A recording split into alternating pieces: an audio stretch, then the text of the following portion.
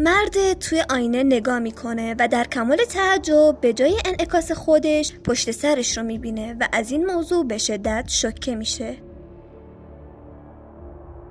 داستان فیلم امشبمون با یه مرد افسرده و ناامید شروع میشه. اون از زندگیش خسته شده و بارها تلاش کرده که خودشو بکشه و این بارم مثل دفعه‌های قبل خودکشیش ناموفق از آب در میاد. اون به یکی از اتاقها نگاه میکنه و بعدش هم خیلی کلافه میره تا دست و صورتشو بشوره. اما در کمال تعجب اون متوجه میشه که به جای تصویرش توی آینه پشت سرش رو میبینه و از این موضوع به شدت پشماش میریزه. مرده از این وضعیت خیلی عصبی میشه و یه چیزو پرت میکنه سمت آینه. چیزا هم برمیگرده و میخوره به سرش و باعث میشه که اون بیهوش بشه.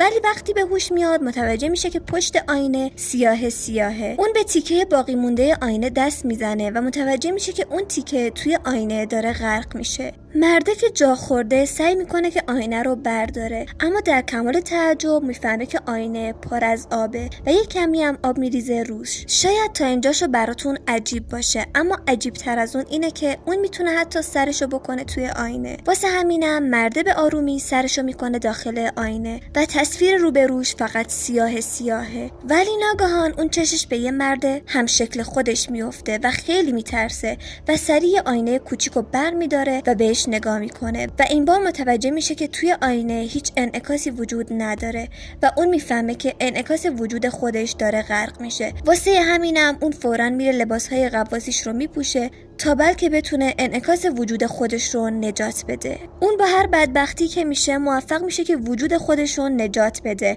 و اونو بالا میاره و وجود خودش رو احیا میکنه. اما به محض بیدار شدن وجودش اونا شروع میکنن به دعوا کردن و انگار که انعکاسش از اون کینه و ناراحتی به دل داره و اصلا دست بردار نیست. اما بعد از کمی دعوا کردن اونا از همدیگه عذرخواهی میکنن و یه نوشیدنی با همدیگه میخورن. یکم که میگذره انعکاسه میاد و به مرد دستگیره همون در قفل شده رو میده. مرد هم در رو باز میکنه و ما اینجاست که میفهمیم این اتاق در واقع اتاق خواب خودش و همسرش بوده که سالها پیش فوت کرده. مرد بعد از فوت همسرش افسردگی میگیره و دیگه هرگز وارد اون اتاق نمیشه. اون پیراهن همسرش رو برمیداره و شروع میکنه به گریه کردن و بو کردنش. انعکاسش هم همینطوری داره بهش نگاه میکنه. یکم که میگذره مرد متوجه میشه که انعکاسش نیست و وقتی میره جلوی آینه متوجه میشه که انعکاس وجودش برگشته. این فیلم کوتاه به ما یاد میده که ما بعضی وقتا توی زندگیمون انعکاس وجود خودمون رو گم میکنیم